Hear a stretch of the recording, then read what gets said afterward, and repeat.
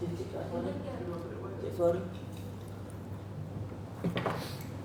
bismillahirrahmanirrahim. Assalamualaikum warahmatullahi wabarakatuh.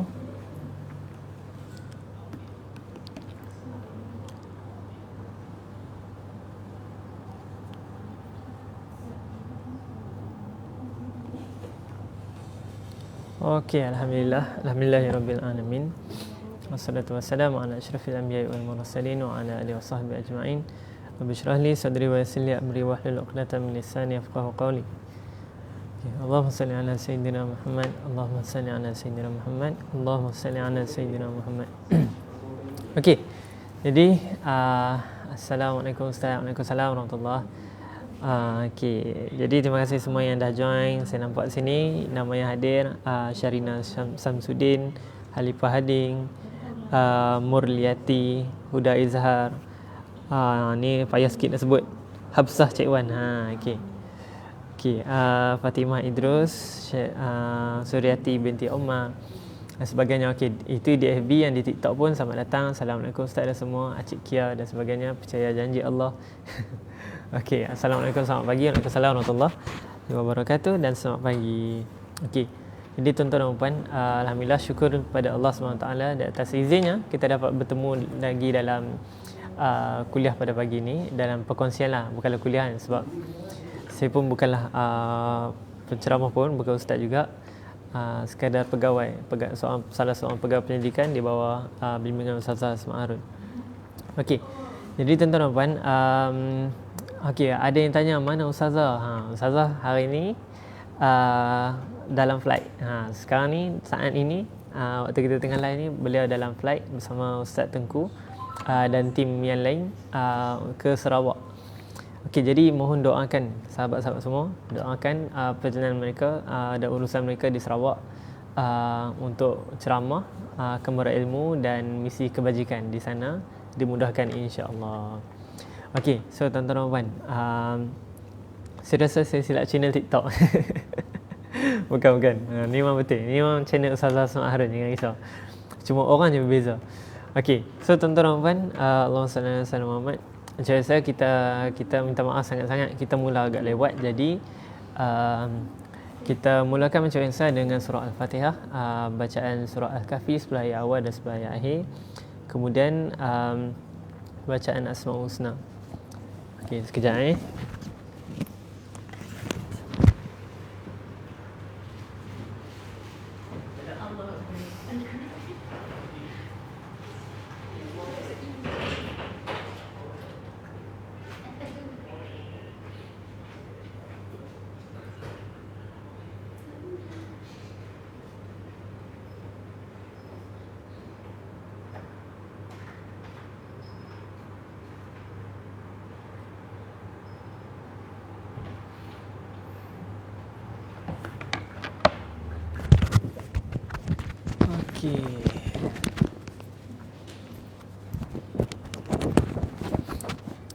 Okey, jadi kita mulakan dulu dengan bacaan Al-Fatihah. A'udzubillahi minasyaitonirrajim. Bismillahirrahmanirrahim. Alhamdulillahi rabbil alamin. Arrahmanirrahim. Maliki yaumiddin. Iyyaka na'budu wa iyyaka nasta'in. Ihdinas siratal mustaqim. Siratal ladzina an'amta 'alaihim ghairil maghdubi 'alaihim waladdallin. Okey, kita bacaan surah Al-Kahfi. Bismillahirrahmanirrahim. Alhamdulillahillazi anzala 'ala 'abdihil kitaba wa lam yaj'al lahu 'iwaja qayyiman liyunzira ba'san shadidan min ladunhu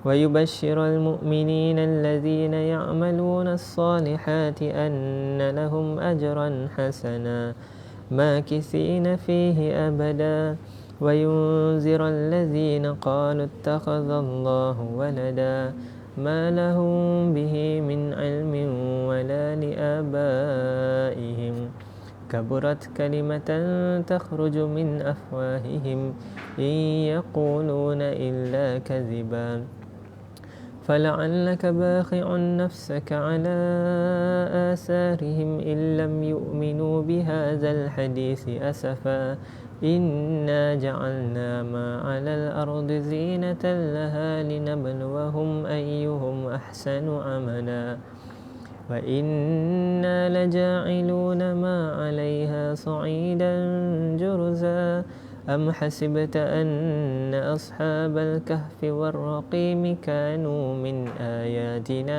عجبا إذ أوى الفتية إلى الكهف فقالوا ربنا آتنا من لدنك رحمة وهيئ لنا من أمرنا رشدا. Okey, kita teruskan dengan 10 ayat akhir. A'udzubillahi minasyaitonirrajim. الذين كانت أعينهم في غطاء عن ذكري وكانوا لا يستطيعون سمعا أفحسب الذين كفروا أن يتخذوا عبادي من دوني أولياء إنا أعتدنا جهنم للكافرين نزلا قل هل ننبئكم بالأخسرين أعمالا الذين ضل سعيهم في الحياة الدنيا وهم يحسبون أنهم يحسنون صنعا أولئك الذين كفروا بآيات ربهم ولقائه فحبطت أعمالهم فلا نقيم لهم يوم القيامة وزنا ذلك جزاؤهم جهنم بما كفروا واتخذوا آياتي ورسلي هزوا إن الذين آمنوا وعملوا الصالحات كانت لهم جنات الفردوس نزلا خالدين فيها لا يبغون عنها حولا قل لو كان البحر مدادا لكلمات ربي لنفد البحر قبل أن تنفد كلمات ربي ولو جئنا بمثله مددا قل إنما أنا بشر مثلكم يوحى إلي أنما إلهكم إله واحد فمن كان يرجو لقاء ربه فليعمل عملا صالحا ولا يشرك بعبادة ربه أحدا. Sadaqallahul Azim. Okey, seterusnya kita teruskan dengan bacaan Asmaul Husna.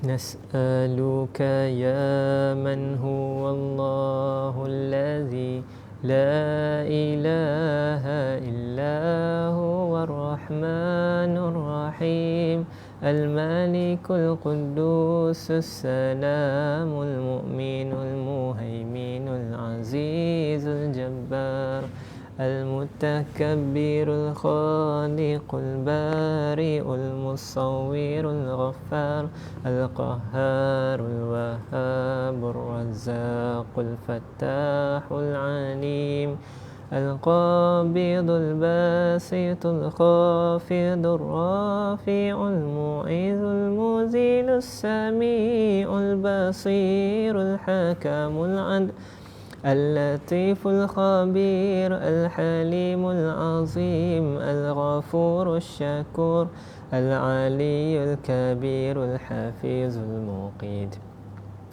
الحسيب الجليل الكريم الرقيب المجيب الواسع الحكيم الودود المجيد الباعث الشهيد الحق الوكيل القوي المتين الولي الحميد المحسن المبدئ المعيد المحيي المميت الحي القيوم الواجد الماجد الواحد أحد الصمد القادر المقتدر المقدم المؤخر الأول الآخر الظاهر الباطن الوالي المتعال البر التواب المنتقم العفو الرؤوف المالك الملك ذو الجلال والإكرام المقسط الجامع الغني المغني المانع الضار النافع النور الهادي البديع الباقي الوارث الرشيد الصبور الذي ليس كمثله شيء وهو السميع البصير اللهم صل أفضل الصلاة على أسعد المخلوقات كسيدنا محمد وعلى آله وصحبه وسلم عدد معلوماتك ومداد كلماتك كلما ذكرك ذاكرون وغفل عن ذكره الغافلون. Okey, subhanallah, alhamdulillah, Allahu akbar. Okey, jadi terima kasih kepada semua sahabat-sahabat yang hadir pada pagi ini. Sama-sama kita berhimpun di dalam majlis ilmu kita. Cuma pagi ni bezanya bukan pengajian kitab Riyadhus Salihin, cuma atas permintaan ustazah. InsyaAllah bermula pada hari ini, sepanjang ustazah ada di misi Sarawak, kita akan sama-sama memasuki pengajian untuk hadis 40 daripada Imam Nawawi hadis 40. Hadis-hadis ni hadis-hadis yang masyhur lah, yang memang Muslimat yang memang kita selalu biasa dengar dari kecil sampai ke besar. Kalau kita ke pengajian kuliah-kuliah masjid ke apa ke, ustaz-ustaz memang akan banyak kongsikan tentang hadis-hadis ni. Okey. Allahumma salli ala Muhammad. Assalamualaikum Ustaz, Ustazah dan sahabat semua pecinta ilmu. Semoga semua sentiasa dalam pandangan rahmat dan kasih sayang Allah SWT. Amin. Amin. Okey, terima kasih banyak kepada sahabat-sahabat semua yang mendoakan pada pagi yang penuh barakah ni. Ianya satu orang kata doa yang sangat-sangat baik di permulaan hari, di mana ramai orang mungkin masih dibuai mimpi, masih terlena lagi kan. Tapi kita mujahadah, kita bangun, kita lawan rasa mengantuk.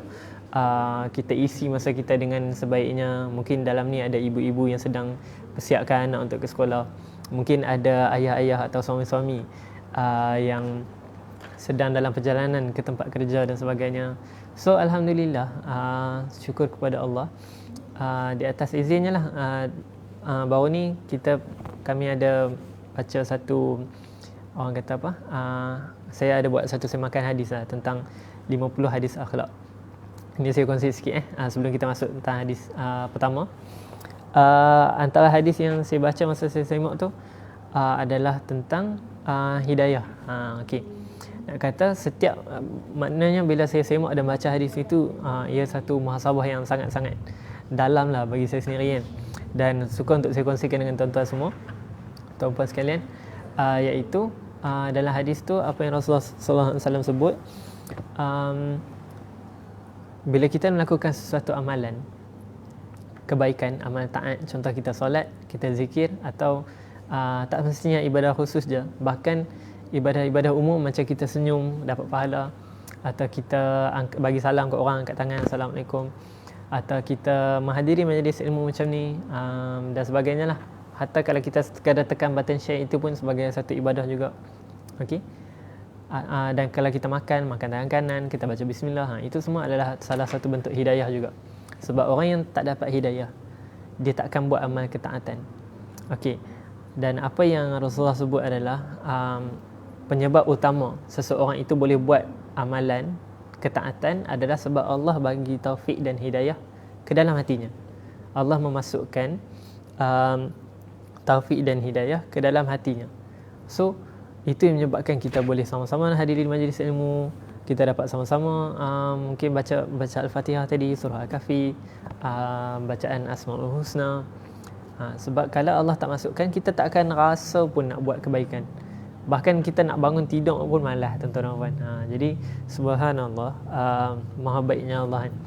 Okey, jadi kita nak masuk pengajian kita pada pagi ini tentang hadis pertama, iaitu hadis niat dalam amalan. Jadi hadis ni kalau kita bacakan, saya jamin semua tahu dan pernah dengar. Kalau dia tak tahu pun sekurang-kurangnya dia pernah dengar. Okey. Jadi tuan-tuan dan puan, macam biasa, saya nak minta juga untuk kita sama-sama baca. Kita sama-sama bacakan hadis ni.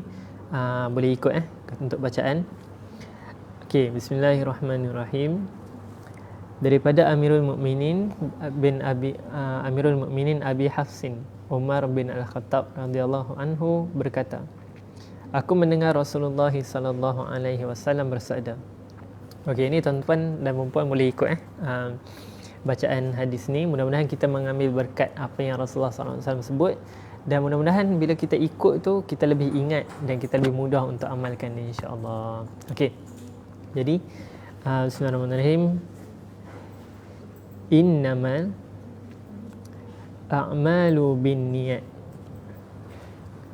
wa innama likulli imri'in ma nawa. Faman kanat hijratuhu ila Allah wa rasulih fahijratuhu ila Allah wa rasulih. Okey. Wa man kanat hijratuhu lidunya yusibuha aw imra'atin yankihuha fahijratuhu ila ma hajara ilaihi. Okey, sadaqa Rasulullah sallallahu alaihi wasallam. Okey, maksudnya sesungguhnya setiap amalan berdasarkan niat, dan sesungguhnya setiap orang mengikut apa yang dia niat. Maka sesiapa yang hijrahnya kepada Allah dan Rasulnya, maka hijrahnya kepada Allah dan Rasulnya. Dan siapa yang hijrahnya kerana dunia untuk dia dapati, atau perempuan yang ingin dikahwininya, maka hijrahnya mengikut apa yang dia hijrahkan kepadanya. Okey, sadaqa Rasulullah sallallahu alaihi wasallam. Riwayat Bukhari dan Muslim. Hadis yang sahih dan hadis yang sangat-sangat masyhur. Okey. So, Allahumma salli ala sayyidina Muhammad. Benda pertama, niat dalam setiap apa yang kita lakukan itu sangat-sangat penting. Okey. Tapi sebelum kita kupas lebih mendalam tentang hadis tentang niat ni, jom kita sama-sama kenali dulu siapa yang menyampaikan hadis ini kepada kita, iaitu daripada Umar bin Al-Khattab radhiyallahu anhu. Okey. Jadi saya kongsikan sikit tentang kisah Sayyidina Umar Al-Khattab yang terdapat dalam kitab ni. Okey. Umar Al-Khattab bin Nufail bin Abdul Uzza bin Riyah. Okey, dan menariknya Sayyidina Umar Al-Khattab ni bertemu nasab, maknanya keturunannya bertemu dengan keturunan Rasulullah SAW pada nama Ka'ab. Kalau kita baca, kalau siapa yang ingat salasilah nama Nabi Muhammad SAW, kita akan dapati salah satu nama nenek moyangnya adalah Ka'ab. Okey, dan Ka'ab ni ada anak, dan pada anak-anak tu yang turun sebahagian keturunan Rasulullah dan sebahagian lagi keturunan Sayyidina Umar Al-Khattab. Okey, dan kalau perasan tadi masa kita baca hadis tu, dia ada tulis daripada Amirul Mukminin Abi Hafsin. Okey. Itu adalah nama kunyah. Kunyah ni adalah nama gelaran lah orang panggil kan. Kunyah ni nama panggilan. Contoh macam apa lagi saya tak ingat dah nama sahabat-sahabat lain yang ada kunyah juga. Ada kebanyakannya masyhur. Al-Arqam bi Abi Al-Arqam, contoh macam tu kan. Jadi itu pun nama-nama kunyah juga. Jadi nama kunyah bagi Sayyidina Umar Al-Khattab adalah Abi Hafsin, iaitu maksud dia ayah kepada Hafsah. Sebab Sayyidina Umar ada seorang anak perempuan yang bernama Hafsah dan dikahwini dengan Rasulullah SAW. Okey, jadi dan gelaran lain juga kepada Sayyidina Umar adalah Al-Faruq. Iaitu Al-Faruq ni maksudnya dia membezakan apa yang batil dan yang benar dan yang batil, membezakan. Itu maksud Al-Faruq. Jadi mudah-mudahan tuan-tuan dan puan, bila mana kita mengenali sosok tubuh Sayyidina Umar ni, Mudah-mudahan kita dapat lebih mengenali para sahabat, kita lebih mencintai para sahabat. Dan paling penting adalah kita nak mencontohi mereka. Mungkin dalam kalangan kita bila kita dengar kisah-kisah daripada para sahabat, kita rasa kagum, kita rasa orang kata apa? Kita rasa tertarik, kita rasa macam seronoknya kalau jadi sahabat ni kan. Kita rasa macam nak mencontohi mereka. Tapi akan ada satu lagi bisikan dalam kepala kita ni akan cakap, alah, kita ni bukan para sahabat, kita tak hidup zaman Nabi. Mana mungkin kita boleh samakan orang kata apa, amalan kita dengan para sahabat. Bahkan ada yang tak tidur malam, kalau solat tu baru baca bismillah dah menangis berjurai mata kan. Ataupun bila mana dalam ibadah mereka, dalam peperangan ada kisah tu, saya tak ingat sama ada Sayyidina Ali bin Abi Talib atau siapa, waktu tengah solat, waktu perang ni, tengah perang, panah tu terkena ke kaki. Okey. Panahnya terkena, panah musuh terkena ke kaki dia waktu dia tengah solat. Okey. Punya dahsyat ni para sahabat ni dalam ibadah ni. Tapi dia tak hentikan solat dia. Maknanya dia tak rasa pun ada panah kat kaki dia. Maknanya punya khusyuk dia tu sampai tak rasa langsung. Subhanallah. Sangat-sangat dahsyat. Okey. Kemudian Sayyidina Umar merupakan khalifah kedua dan khalifah yang pertama yang menggunakan gelaran Amirul Mukminin. Okey. So mungkin mungkin ada yang kita baru tahu benda ni. Sebab kita ingat semua khulafa ar-rasyidin, khalifah yang 4 tu, Sayyidina Abu Bakar, Sayyidina Umar, Sayyidina Osman, Sayyidina Ali, semuanya diberi gelaran Amirul Mukminin. Padahal sedangkan Umar Al-Khattab lah yang pertama sekali yang diberikan gelaran Amirul Mukminin. Habis itu masa zaman Abu Bakar, masih belum lagi. Okey. Kemudian ini saya kongsikan secara ringkas tau. Okey. Dan masa sebelum Sayyidina Umar masuk Islam, Sayyidina Umar ni merupakan salah seorang pembesar. Okey, dia salah seorang pemimpin kaum Quraisy juga. Dan beliau akan diutuskan bila berlakunya sesuatu pergaduhan atau peperangan antara dua kaum. Maknanya Sayyidina Umar ni lah yang akan settle kan. Okey.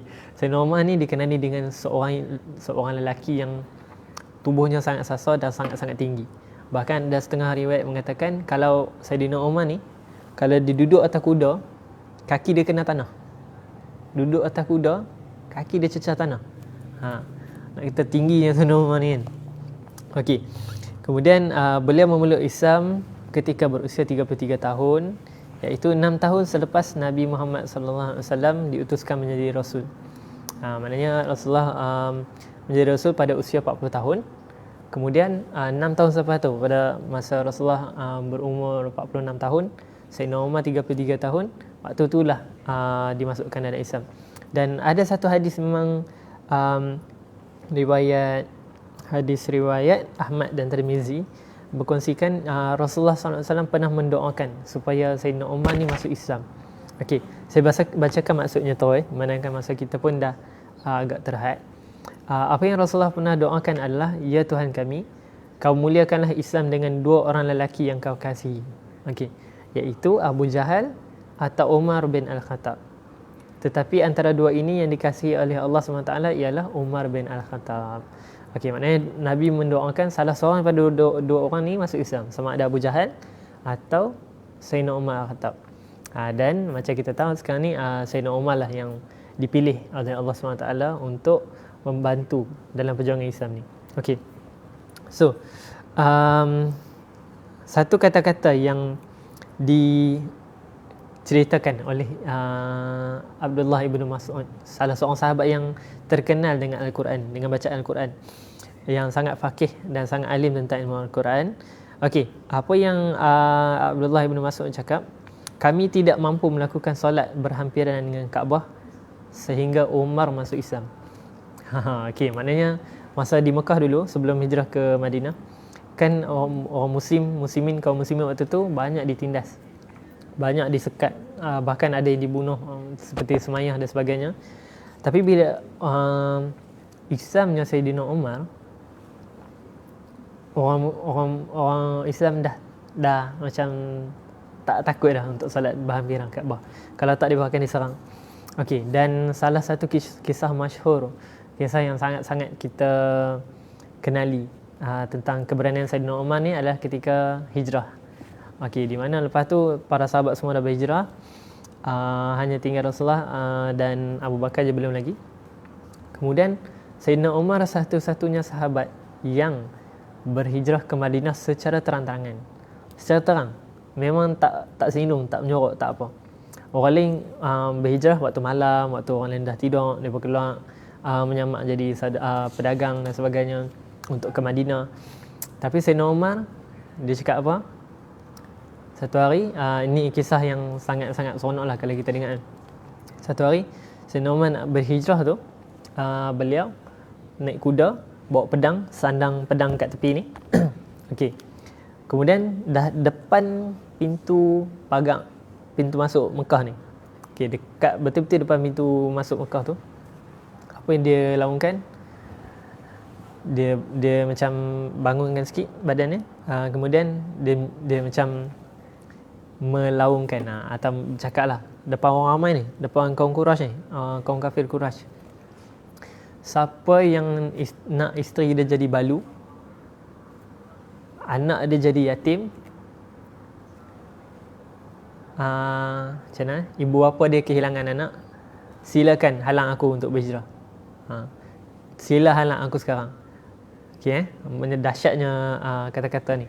Siapa yang nak isteri dia jadi balu, anak dia jadi yatim, atau ibu ayah dia kehilangan anak, sila halang aku sekarang.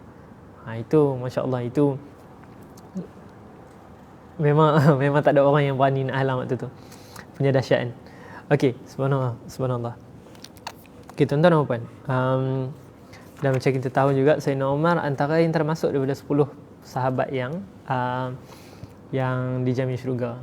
Okey, ramailah nama-namanya. Antaranya di sini adalah Saidina Abu Bakar, Saidina Umar, Saidina Uthman, Saidina Ali, Saidina Talha, Saidina Zubair bin Awam, Abdul Rahman bin Auf, Sa'id bin Abi Waqqas, Sa'id bin Zaid dan Abu Ubaidah bin Jarrah. Ini adalah 10 sahabat yang dijamin syurga. Okey, so tuan-tuan dan puan. Okey, daripada hadis ni kita nak masuk sedikit tentang hadis, keistimewaan hadis yang kita baca tadi tu, innama amalu binniyat tu. Sesuatu amalan itu bergantung kepada niat. Okey. Jadi Imam Ahmad dan Imam Syafi'i, Imam Ahmad bin Hanbal dan Imam Syafi'i pernah kata dalam hadis ini mengandungi 1/3 ilmu. Sebabnya kerana usaha seseorang itu adalah sama ada dengan hati, lidah atau tubuh badannya. Maka niat dengan hati adalah salah satu daripada 3 pembahagian tersebut. Okey, dan seterusnya Imam Bukhari pula berkata, tiada pada pengkhabaran Nabi SAW yang lebih lengkap dan kaya serta banyak faedahnya daripada hadis ini. So sangat-sangat beruntung ni tuan-tuan dan puan bila mana kita dipilih untuk mendengar perkongsian ni. Kita dapat sama-sama duduk walaupun secara live, dengar secara, mungkin ada yang dalam ni ibu-ibu yang tengah memasak ke, sambil-sambil dengar, ada yang tengah duduk saja, ada yang tengah barang yang tak hati ke, it's okay, tak apa, tak ada masalah. Yang penting kita dapat manfaat daripada perkongsian pada pagi ni. Okey, jadi tuan-tuan dan puan, hadis ni hadis yang sangat-sangat hebat. Imam Bukhari pun dalam kitab Sahih Bukharinya mulakan juga dengan hadis ini. Sahih Bukhari tu banyak jilid, sangat tebal. Tapi tetap hadis ini dipilih untuk sebagai hadis yang pertama. Kemudian Imam Nawawi letakkan hadis ini dalam 3 kitab yang masyhur. Antaranya Riyadhus Shalihin yang kita mengaji setiap hari dengan Ustazah. Lepas tu kitab Al-Azkar, kitab Arba'in, hadis 40 yang kita baca sekarang. Okey, so tuan-tuan dan puan, saya kongsikan dulu sikit tentang sebab datangnya hadis ni. Kenapa Rasulullah sebut? Okey. Kisah dia satu hari masa hijrah, berhijrah ke Madinah yang saya kongsikan tadi tu. Para sahabat berhijrah secara berperingkat. Okey, dan dalam kalangan para sahabat ni ada yang sedang dalam fasa nak kahwin, dalam hubungan dan tengah nak kahwin. Dan nama wanita tu adalah Ummu Qais. Ummu Qais nama wanita ni. Maknanya ni nama kiasan lah, bukan nama sebenar. Sebab ada Ummu tu kan. Maksudnya dia ibu kepada Qais. Itu maksudnya. Okey, dan sahabat ni pun nama dia tak disebutkan siapa. Sebab nak menjaga marahan. Okey. Jadi, Ummu Qais ni, dia letakkan syarat kepada lelaki ni, kalau nak kahwin dengan aku, kena berhijrah ke Madinah dulu. Jadi, sahabat ni pun, dia berhijrah sebab nak kahwin dengan Ummu Qais. Jadi, sebab tu, disebutkan juga hadis ni, selain hadis niat, disebutkan juga sebagai hijrah, penghijrah Ummu Qais. Gelaran pada hadis ni. Okey, lelaki itulah dipanggil. Jadi tuan-tuan dan puan, itulah kisahnya. Sebab tu yang dalam isi hadis tadi kita ada kata Rasulullah dah sebut siapa yang hijrah kerana dunia yang dia nak dapatkan atau wanita yang dia nak kahwini, maka dia dapatlah apa yang dia hijrah tu. Dan memang sahabat tu dapat kahwin dengan Ummu Qais tu. Tapi niatnya kalau bukan kerana Allah dan Rasul, maka kosong. Jadi itulah yang disebutkan di dalam syarah ni, syarah hadis 40 ni. Okey. Jadi ulama telah sepakat mengatakan bahawa setiap amalan yang dilakukan oleh mukmin mukallaf tidak dikira daripada sudut syarak, takkan diberi pahala segimana tak ada niat. Okey, ini dia ada semua total dalam 12 poin. 12 huraian. 13 huraian tentang isi hadis ni saja yang ulama bahaskan. Tapi kita tak sempatlah nak habiskan semua 13. Okey, tapi apa yang saya nak kongsikan adalah yang pertama sekali, bila mana sesuatu amalan tu, sama ada amalan tu secara langsung merupakan ibadah, contoh macam solat, zakat, puasa, haji, okey, ataupun secara tak langsung macam kita yang tengah dengar sekarang ni, ada yang tengah bekerja, ada yang tengah masak, ada yang tengah uruskan anak-anak.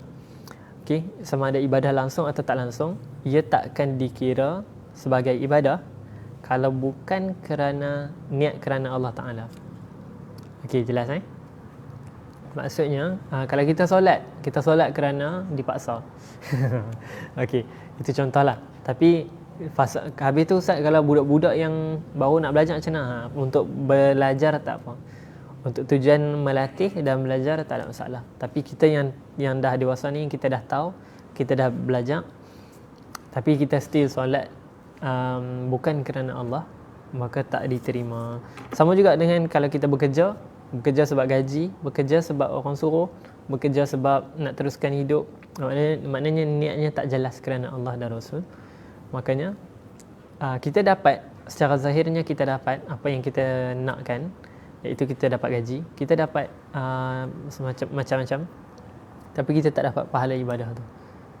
Melainkan sekarang ni kalau kita betulkan, mungkin ada kat sekarang ni yang dah di tempat kerja dan sebagainya, tengah menyandak ke, tengah buat kerja ke dan sebagainya, tiba-tiba kita lintaskan dalam hati kita, aku niat kerana Allah.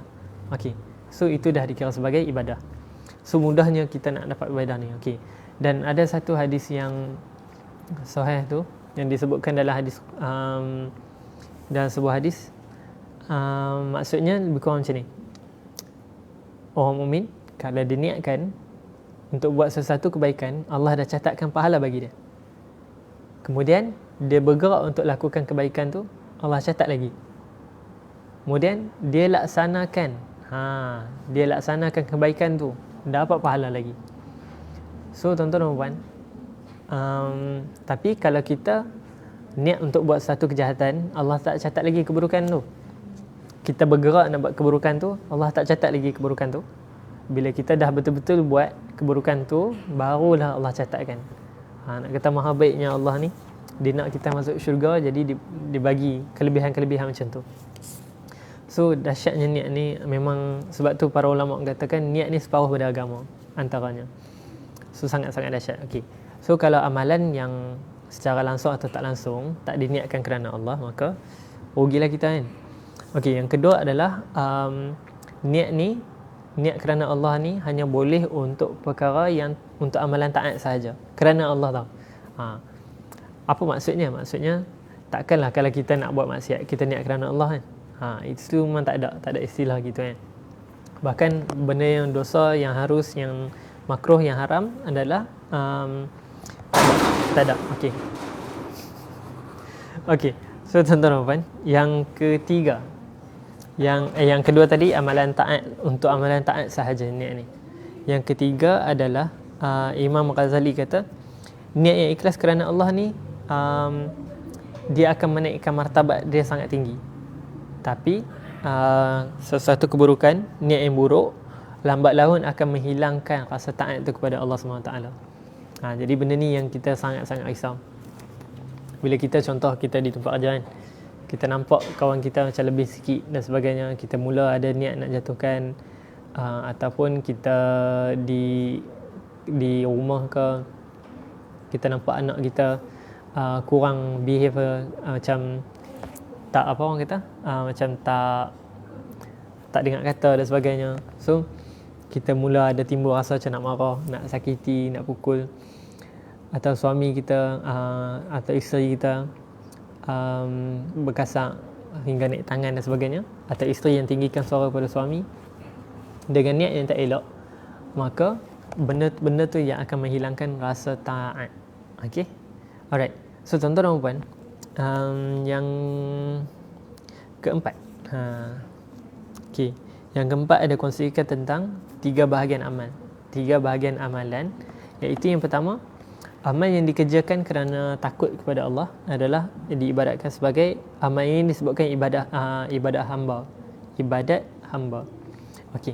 Yang kedua, bahagian kedua adalah amal yang dikerjakan kerana nak mendapatkan syurga dan pahala disebut sebagai ibadat saudagar. Yang kedua. Yang ketiga, amal yang dilakukan kerana melaksanakan hak kehambaan dan buktikan kesyukuran serta merasakan diri dia tak lepas daripada kecuaian buat dosa dan ketakutan kerana tidak tahu sama ada amalannya diterima atau tidak. Ini yang disebutkan sebagai ibadah merdeka. Okey. So yang menariknya, 3 amal ibadah ni saya nak kongsikan tentang dua amalan tu. Amal ibadat hamba ni yang dikatakan bila mana kita buat sesuatu tu kita buat fully kerana Allah, kita tak harapkan apa-apa. Dan benda ni memang orang yang merasakan tahap iman dia buat sesuatu amalan tu, dia rasa lazat sangat buat ibadah tu. Contoh dia suka solat sunat, atau dia suka qiyamul lail, atau dia suka baca Quran, dia suka zikir, dia suka hadir majlis ilmu, dia suka tolong orang. Setiap orang dia ada kelazatan yang berbeza dalam buat sesuatu. Setiap orang dia ada kecenderungan yang berbeza. Ada amalan yang khusus yang dia suka buat. Okey, ada orang dia suka sedekah, ada orang dia kurang sikit sedekah, tapi tak makna dia kedekut. Cuma dia kurang. Ada orang dia suka dia suka bagi orang makan. Ada orang dia suka belanja orang senyap-senyap. Contoh dia pergi dah makan, dia tengok seorang pakcik dan makcik ni tengah makan, dia tolong bayarkan. Tiba-tiba makcik tu nak bayar, pakcik tu nak bayar, dah ada orang bayar. Contoh. Jadi amalan yang dilakukan secara senyap dan sebagainya, setiap orang, saya percaya tuan-puan dalam ni pun pasti ada amalan satu perkara yang tuan-puan suka lakukan, sama ada orang tahu atau tak tahu, secara zahir atau tidak, tapi bila kita buat tu kita rasa suka. Mungkin kalau di TikTok ni, kalau macam saya tengah tengok sekarang ni di TikTok, ramai content creator yang suka share video dekat sebahagian, kemudian dia postkan, dia letaklah sikit lagu kan, letak sikit lagu, kadang dia letak efek-efek sikit. So benda tu menarik tau, benda tu sangat-sangat menarik. Dan orang kata fenomena tu lah yang sedang berlaku. Dan kalau perasan di TikTok sekarang ni, banyak berlaku gelombang penghijrahan anak-anak muda. Jadi melalui asatizah lah kan,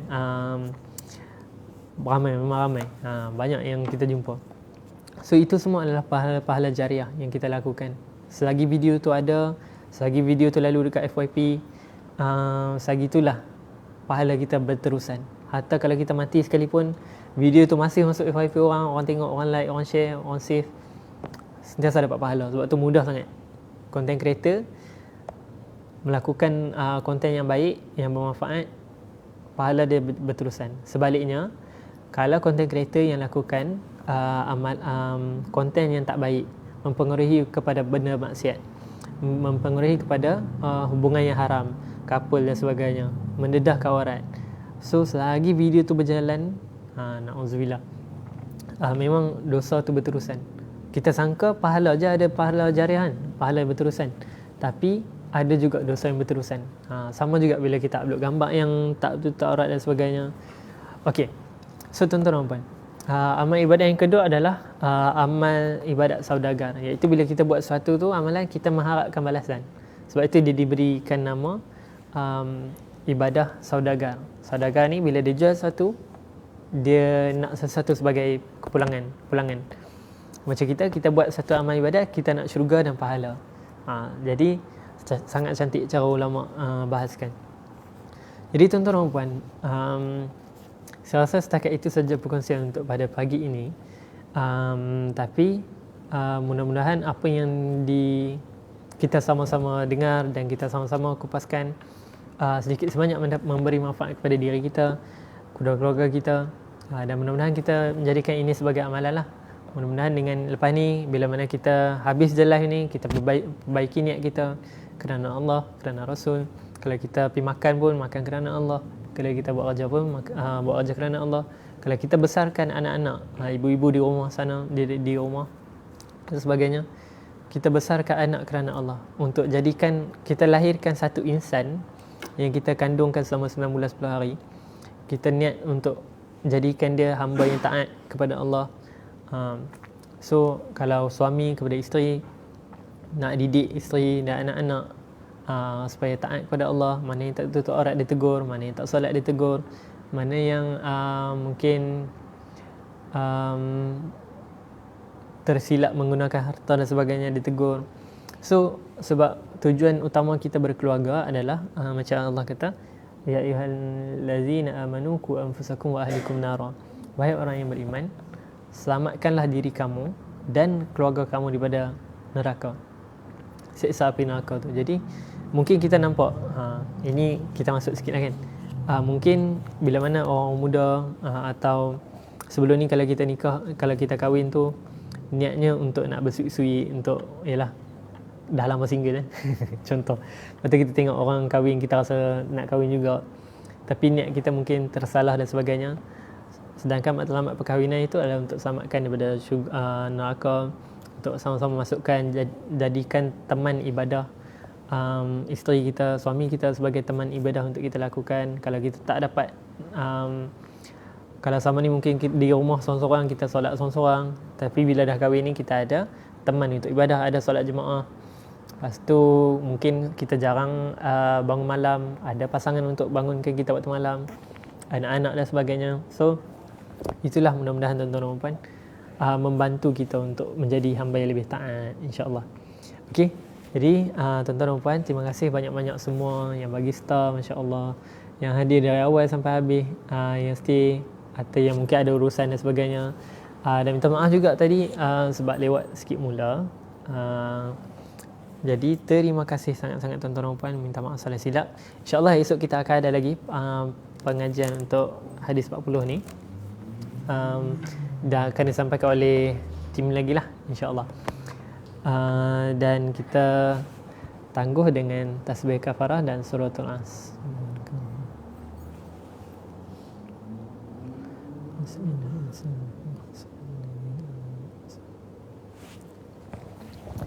Jadi terima kasih semua tuan-tuan dan puan, dan doakan juga untuk urusan Ustazah Asma Harun dan tim sedang berjuang di bumi Sarawak, insya-Allah. Jadi nanti mana yang belum follow TikTok dan FB, cepat-cepat follow sebab akan update nanti. Ustazah akan kuliah secara live mungkin, dan ada misi-misi kebajikan juga. Jadi tuan-tuan dan puan, kita bertemu lagi dalam sesi yang seterusnya, insya-Allah. Assalamualaikum warahmatullahi wabarakatuh. Kita jumpa lagi nanti, insya-Allah.